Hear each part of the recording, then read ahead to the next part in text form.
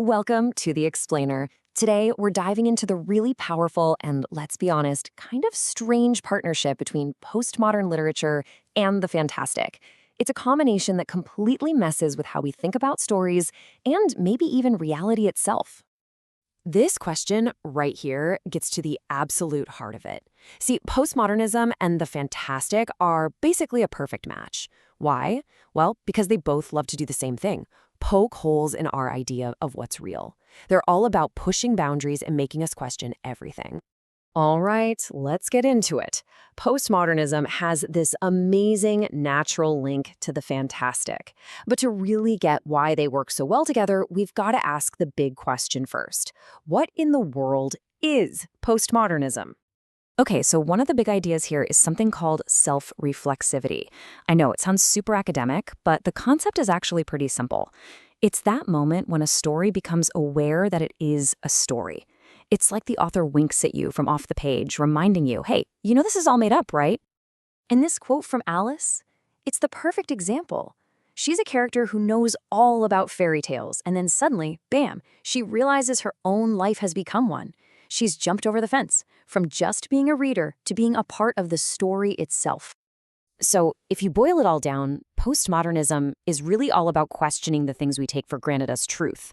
It loves using irony, it pieces different styles together like a collage, and maybe most importantly, it suggests that what we call reality is just, well, a point of view.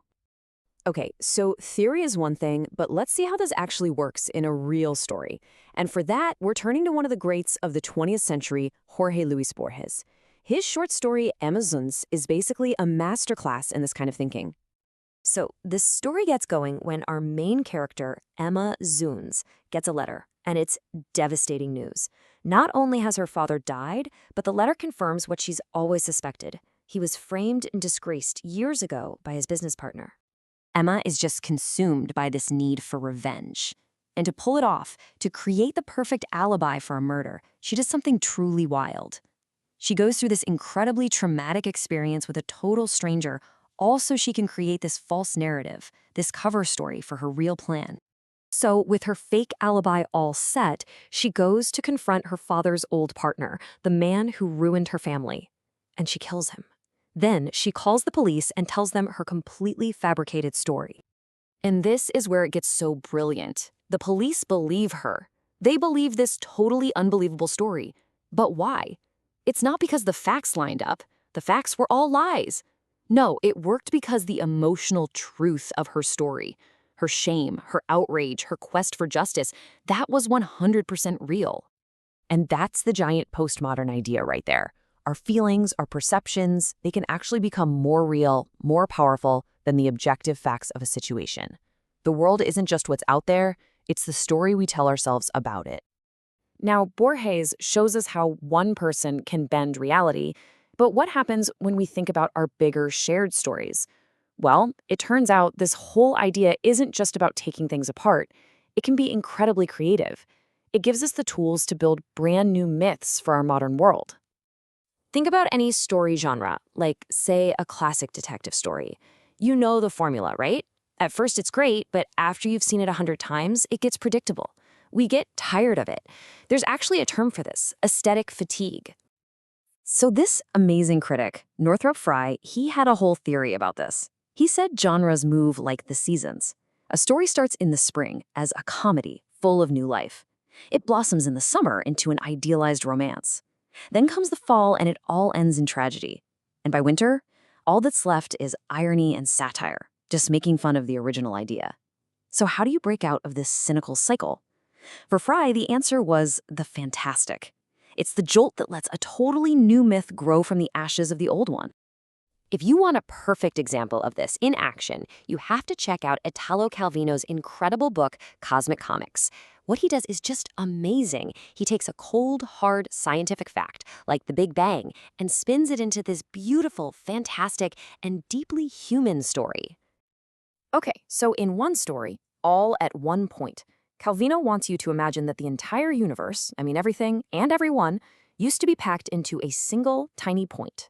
It's crowded, sure, but everyone's together. And then, one character, the sweet, motherly Mrs. Vanko, says this simple, generous thing. She just wishes she had enough room to make noodles for everybody. And that one little impulse of love and generosity, it's so powerful that it explodes outward, creating the entire universe. It literally sparks the Big Bang. I mean, wow. It's this beautiful, fantastic story that turns physics into a myth about love, connection, and the bittersweet pain of suddenly having all this space between us. Now, there's another really cool way this happens in a genre called magical realism, and it doesn't just blur the line between what's real and what's fantastic, it basically erases it completely. Take the wonderful novel Like Water for Chocolate. Here, magical things happen, but everyone just treats it as a normal part of life. The main character, Tita, is a brilliant cook who's forbidden from marrying the man she loves, so she pours all of that passion, all that sadness into her food, and her emotions don't just flavor the dishes, they physically become part of them.